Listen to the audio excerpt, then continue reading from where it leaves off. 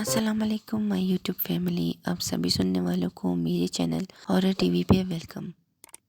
کبھی کبھی ہماری زندگی میں ایسے پراسرار واقعات بھی رونما ہو جاتے ہیں جنہیں جب ہم کسی کو بتاتے ہیں تو لوگ یقین نہیں کرتے یا پھر ہنس دیتے ہیں۔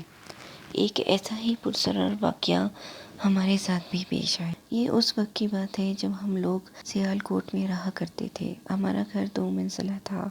اوپر ہم رہتے تھے جبکہ نیچے والے پورشن ہم نے عنایت صاحب کو کرائے پر دیا تھا۔ وہ اپنی ماں اور چھوٹی بہن کے ساتھ رہا کرتے تھے۔ جلد ہی عنایت کی چھوٹی بہن عظمیٰ سے میری گہری دوستی ہو گئی۔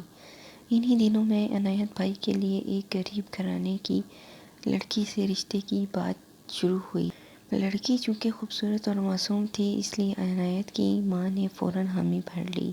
1 سال کے اندر ثمینہ دلہن بن کر عنایت کے گھر آئی۔ شادی کے بعد تقریباً 6 سال تک عنایت اولاد جیسی نعمت سے محروم رہا، لیکن 7واں سال عنایت کے لیے بہت ہی خوشی کا سور لے کر طلوع ہوا۔ مجھے وہ رات اچھی طرح یاد ہے جب عظمیٰ رات کو 10 بجے مجھے اوپر بلانے آئی اور بڑی خوشی کے ساتھ کہا، انیسہ جلدی میرے ساتھ چلو، بھابھی کی لڑکی ہوئی ہے، دونوں ساتھ مل کر اپنی بھتیجی کو دیکھتے ہیں۔ جب ہم دونوں نیچے پہنچی تو بچی کو دیکھ کر دنگ رہ گئیں۔ وہ بچی عام بچیوں سے بالکل مختلف تھی۔ اس کے چہرے کا آدھا حصہ خاصا گورا تھا جبکہ باقی آدھا حصہ سانولے رنگ کا تھا۔ عظمیٰ کی امی نے بھی بتایا کہ یہ بچی اب تک 1 منٹ کو بھی نہیں روئی۔ میں نے جلد ہی یہ محسوس کیا کہ یہ بچی اس گھر کی در و دیوار کو اس طرح تک رہی تھی جیسے برسوں پہلے یہاں رہ چکی ہو۔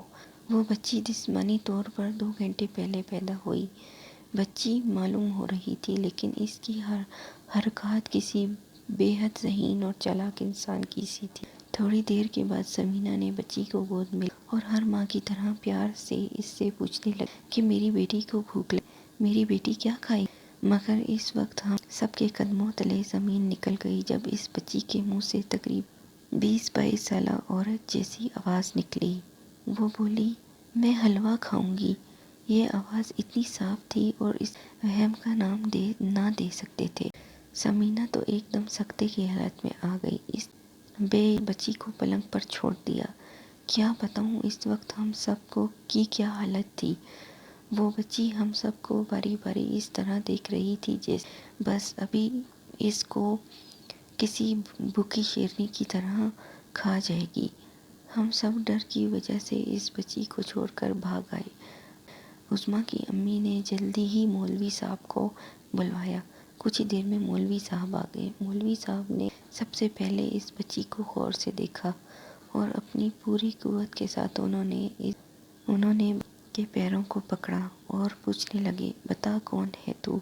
اس بار اس بچی کے منہ سے ایک الفاظ بھی نہیں نکلا، بس صرف اس کی آنکھیں لال ہو گئیں جن میں خون سا تیرنے لگا۔ مولوی صاحب نے دوبارہ یہی عمل دہرایا اور پوچھا، بتا کون ہے تو؟ اس بار اس بچی کے منہ سے چیخ نکلی اور اس نے خوفناک آواز میں، مجھے کچھ مت کرو، میں یہاں سے چلی جاؤں گی، مجھے چادر میں لپیٹ کر صحن میں چھوڑ دو، لیکن یاد رکھنا میرے جانے کے بعد تیز آندھی آئے گی اور بارش ہوگی۔ مولوی صاحب نے یہ سننے کے بعد عنایت سے چادر مانگی، بچی کو اس میں لپیٹا اور اس پراسرار بچی کو فرش پر لٹا دیا۔ آپ یقین کریں اس وقت میں وہاں موجود تھی۔ پلک جھپکتے ہی وہ لڑکی فرش سے غائب ہو گئی اور جیسے ہی وہ فرش سے غائب ہوئی موسلا دھار بارش شروع ہو گئی۔ عنایت صاحب نے ہمت کر کے مولوی صاحب سے پوچھا کہ مولوی صاحب یہ سب کیا تھا؟ مولوی صاحب، بیٹے یہ سب خدا کے فیصلے ہیں، وہی بہتر جانتا ہے، ہم بندے کیا کہہ سکتے۔ 2 ماہ کے بعد عنایت صاحب سیالکوٹ چھوڑ کر کسی دوسرے شہر میں آباد ہو گئے اور ہم نے بھی اپنا 2 منزلہ گھر فروخت کر دیا۔ آج بھی جب یہ پراسرار بچی آنکھوں کے سامنے تصویر بن کر آتی ہے تو مجھ پر خوف طاری ہو جاتا ہے اور میں اس بچی کی شکل کو اب تک نہیں۔ لسنرز، اگر آپ لوگ چاہتے ہیں کہ میری سٹوریز آپ لوگوں تک ایسے ہی پہنچتی رہیں تو میرے چینل کو سبسکرائب کریں اور میری ویڈیوز کو لائک اور شیئر ضرور کریں۔